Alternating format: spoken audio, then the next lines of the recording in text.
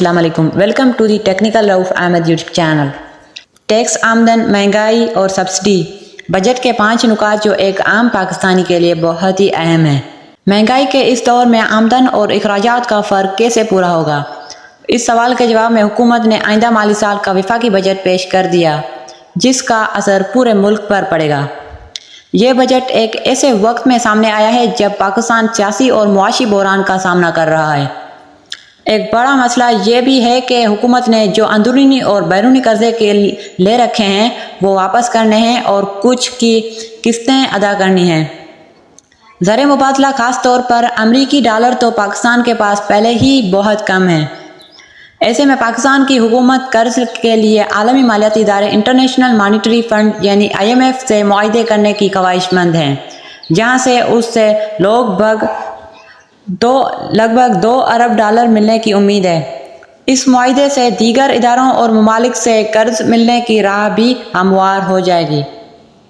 इसलिए IMF के साथ मुआहदा ज़रूरी है, जिसमें ताख़ीर पर ताख़ीर हो रही है। और हुकूमत का कहना है कि दूसरी जानिब इस हुकूमत की जानिब से मुतवक्के तौर पर यह आखिरी बजट भी है, क्योंकि इस साल आम इंतखाबात होना है। आम तौर पर जब हुकूमतें अपनी मुद्दत पूरी करने के करीब हों और उन्हें बजट बनाना पड़ जाए तो वो आम आदमी को खुश करने के लिए टैक्स में कमी करते हैं, रिलीफ की स्कीमों का ऐलान करते हैं, सब्सिडीज़ देती हैं या मौजूदा सब्सिडीज़ को बढ़ा देती हैं। ऐसे में रवां माली साल के बजट के हवाले से माहिरीन इक़्तिसादियात समझते हैं कि आम आदमी के लिए बजट में ये 5 चीज़ें अहम हैं। बजट IMF अहदाफ के मुताबिक है या नहीं? IMF से इमदाद मिलने की उम्मीद की वजह से आइंदा माली साल का वफाकी बजट में 2.4 अरब डॉलर की मुतवक्के इमदाद को शामिल किया गया है। वाज़ेह है कि अब तक IMF की जानिब से कर्जा जारी करने का मुआहदा नहीं हो सका। पाकिस्तान की मौजूदा मुआशी हालात में इक़्तिसादी माहिरीन ये समझते हैं कि हुकूमत का IMF के साथ कर्ज के लिए मुआहदा होना बहुत ज़रूरी है और ऐसा नज़र आता ही कि IMF की शराइत माने बगैर ऐसा होना नामुमकिन है। आसान अल्फाज में IMF की बजट के हवाले से जो शराइत हैं उनका खुलासा यही है कि हुकूमत बजट में कोई ऐसी सब्सिडीज़ या स्कीम ना रखे जो काबिल अमल ना हो, यानी उसके लिए पैसे किसी दूसरी ज़रूरी खर्च में से निकालने पड़ें। अली हसनैन लाहौर के लम्स यूनिवर्सिटी में इक़्तिसादियात की एसोसिएट प्रोफेसर हैं। वो भी इस बात से इत्तेफाक करते हैं कि पाकिस्तान इस वक्त जो मुश्किल मकाम पर खड़ा है उसका फ़ायदा उसी में है कि IMF और दीगर कर्जदारों के साथ मुकम्मल ताउन किया जाए। लाहौर से माहिर इक़्तिसादियात अली हसनैन कहते हैं कि IMF और दीगर कर्ज देने वाले इदारों से ताउन का एक आम पाकिस्तानी को फ़ायदा यह होगा कि आइंदा 5 साल के दौरान कर्ज लेने और वापस करने के तरीक़ेकार में इस्लाहात की जा सकें। वफाकी वज़ीर ख़ज़ाना इसहाक़ डार ने जियो न्यूज़ के प्रोग्राम आज शादिब खान ज़ादा के साथ में गुफ्तगू करते हुए कहा कि हमने बजट खसारे में जो तब्दीलियाँ की हैं वो IMF की नुक्ता नज़र से मुसब्बित तब्दीलियाँ होंगी। जो बजट हमने IMF को दिखाया ये नंबर्स उससे बेहतर हैं। इसहाक़ डार ने कहा कि बजट के नंबर्स मिलने के बाद IMF से कई बार सवालात कर चुका है। मुझे तवक्को है कि बजट के हवाले से कोई ऐसी चीज़ नहीं होनी चाहिए जो मसला साबित हो।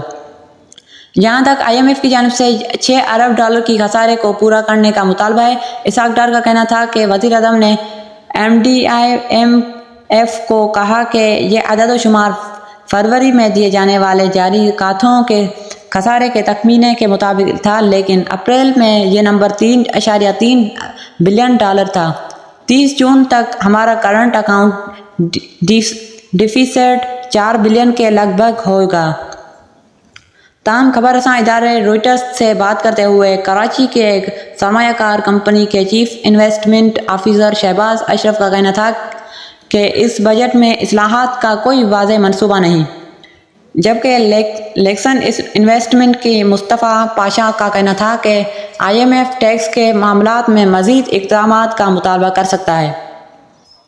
साबिक़ वज़ीर ख़ज़ाना मिफ्ताह इस्माइल ने दुनिया न्यूज़ के प्रोग्राम में मेज़बान कामरान खान से बात करते हुए कहा कि IMF पाकिस्तान के बजट पर सवाल उठा सकता है अगर حکومت کہہ رہی ہے کہ ہم اتنے اخراجات کریں گے، اتنا ٹیکس جمع ہو جائے گا، تو کیا IMF مانے گا کہ واقعی جتنا ٹیکس اکٹھا کرنے کا دعویٰ کیا گیا وہ اکٹھا ہو سکتا ہے یا نہیں؟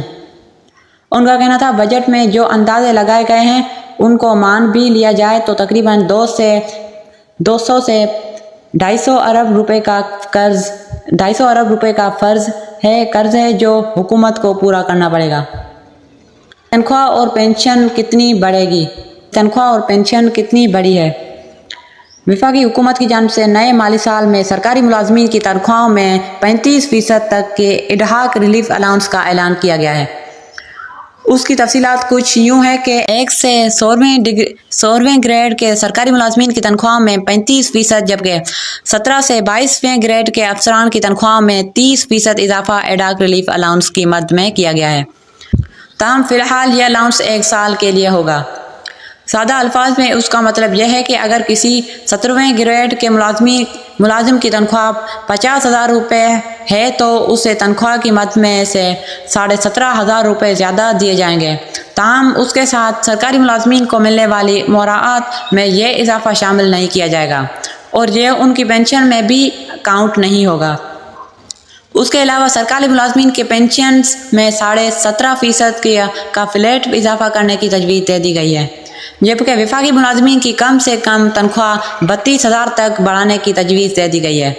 سرکاری ملازمین کی کم سے کم پینشن بڑھا کر 12,000 روپے کر دی گئی ہے، جبکہ AOBI کی پینشن 8,500 روپے سے بڑھا کر 10,000 روپے کر دی گئی ہے۔ تنخواہ پر ٹیکس کتنا دینا پڑے گا؟ عام طور پر بجٹ میں جو اقدام نجی شعبے کی تنخواہ دار طبقے کو متاثر کرتا ہے وہ انکم ٹیکس کی مد میں اضافہ یا سلیبز میں تبدیلی ہوتی ہے۔ تاہم اس مرتبہ نہ تو کوئی اضافہ کیا گیا ہے اور نہ ہی سلیبز میں کوئی تبدیلی کی گئی ہے۔ دوسری جانب حکومت کی جانب سے امیر افراد سے سپر ٹیکس کی وصولی کے لیے 3 نئے سلیب متعارف کروانے کی تجویز دے دی گئی۔ فنانس بل کے مطابق فی الوقت اس وقت 15 کروڑ روپے سے زائد آمدن کمانے والے افراد پر یکساں طور پر سپر ٹیکس لگتا ہے۔ فنانس بل کے مطابق فی الوقت اس وقت 15 کروڑ روپے سے زائد آمدن کمانے والے افراد پر یکساں طور پر سپر ٹیکس لگتا ہے۔ تاہم اب حکومت کی جانب سے اس میں مزید 3 سلیبز متعارف کروانے کی تجویز دے دی گئی۔ تجویز کردہ 3 نئے سلیب کے مطابق 35 کروڑ سے 40 کروڑ کمانے والے افراد پر 6% سپر ٹیکس لگے گا۔ 40 سے 50 کروڑ سالانہ آمدن والے افراد پر سپر ٹیکس کی شرح 8% کرنے کی تجویز ہے، جبکہ 50 کروڑ سے زائد سالانہ آمدن والے افراد پر 10% کے حساب سے سپر ٹیکس لگانے کی تجویز دے دی گئی۔ تنخواہ کے علاوہ کس چیز پر ٹیکس کٹے گا؟ اگر عام آدمی کی تنخواہوں پر ٹیکس نہیں بڑھایا گیا تو حکومت کہاں سے ٹیکس کاٹے گا؟ ایسے میں حکومت انڈائریکٹ ٹیکس لگا کر اپنے اخراجات کو پورا کرنے کی کوشش کرتی ہے۔ ایسے ہی اقدامات میں کریڈٹ اور ڈیبٹ کارڈ سے بیرون ملک ادائیگیوں پر ٹیکس فائلرز کے لیے ٹیکس 1 سے بڑھا کر 5%، جبکہ نان فائلرز کے لیے 2 سے بڑھا کر 10% کرنے کی تجویز دے دی گئی۔ اسی طرح نان فائلرز کے بینکوں سے کیش نکالنے پر 0.6% کی شرح سے ٹیکس لگانے کی تجویز بھی دے دی گئی ہے، یعنی اگر آپ نان فائلرز ہیں تو بینک سے 1 لاکھ کیش نکالوانے پر آپ کو 600 روپے ٹیکس دینا ہوگا۔ حکومت نے یہ تجویز بھی دی ہے کہ گھر سے باہر کھانا کھانے کے لیے اگر آپ ادائیگی ڈیبٹ کارڈ کے ذریعے کریں گے تو آپ کو 15 کی بجائے 5% ٹیکس دینا پڑے گا۔ واضح رہے کہ وفاقی بجٹ میں آئندہ مالی سال GDP کی شرح 3.5% رہنے کا تخمینہ ہے، جبکہ اوسط مہنگائی کی شرح کا اندازہ 21% لگایا گیا ہے۔ تاہم ماہرین کے رائے ہے کہ اس بات کا دار و مدار بھی پاکستان اور IMF کے درمیان نویں ریویو کی کامیابی یا ناکامی پر ہوگا۔ ماہر اقتصادیات علی حسنین پاکستان میں معیشت کے ایک معتبر ماہر ڈاکٹر حفیظ پاشا کے ایک حالیہ مضمون کا حوالہ دیتے ہیں۔ ان کا کہنا تھا کہ ڈاکٹر حفیظ پاشا اس بات سے متفق ہیں کہ IMF نے پاکستان میں مہنگائی کی شرح جون 2024 تک واپس 16% تک آنے کی جو پیشگوئی کی ہے اس کی کامیابی بھی IMF پروگرام اور بیرون فائنینسنگ کی بحالی کے ساتھ جڑی ہے۔ اس لیے ان کے خیال میں پاکستان کے لیے IMF کی شرائط کے مطابق بجٹ ترتیب دینا ضروری ہوگا۔ اس طرح عام پاکستانی کو درمیانے اور طویل عرصے کی اصلاحات سے فائدہ ہوگا اور مہنگائی میں بتدریج کمی کرنا ممکن ہوگا۔ پاکستان کو جون کے بعد IMF کے ساتھ 3 سال کا ایک نیا معاہدہ کرنے کی ضرورت ہوگی تاکہ بیرون فائنینسنگ کو یقینی بنایا جا سکے۔ ساتھ ہی وہ یہ بھی کہتے ہیں کہ ڈاکٹر حفیظ پاشا کے مطابق پاکستان میں مہنگائی کی لہر کی جو مختلف وجوہات تھیں ان میں سیلاب، قدرتی آفات کے ساتھ عالمی منڈی میں اجناس کی قیمتوں میں اضافہ شامل ہے۔ تاہم عالمی منڈی میں اجناس کی قیمتوں میں بتدریج کمی واقع ہو رہی ہے۔ اس کی وجہ سے بھی مہنگائی میں کمی آنے کے امکانات ہو سکتے ہیں۔ اپنی ضرورت کی اشیاء پر کتنا ٹیکس دینا پڑے گا؟ ماہر اقتصادیات ساجد امین کہتے ہیں کہ حکومت ٹیکسوں کی مد میں جمع ہونے والی آمدن کا لگ بھگ 60% حصہ انڈائریکٹ یا بلا واسطہ ٹیکسوں سے حاصل کرتی ہے۔ یہ وہ ٹیکس ہیں جو ان اشیاء پر لگا دیا جاتا ہے جو لوگ استعمال کرتے ہیں۔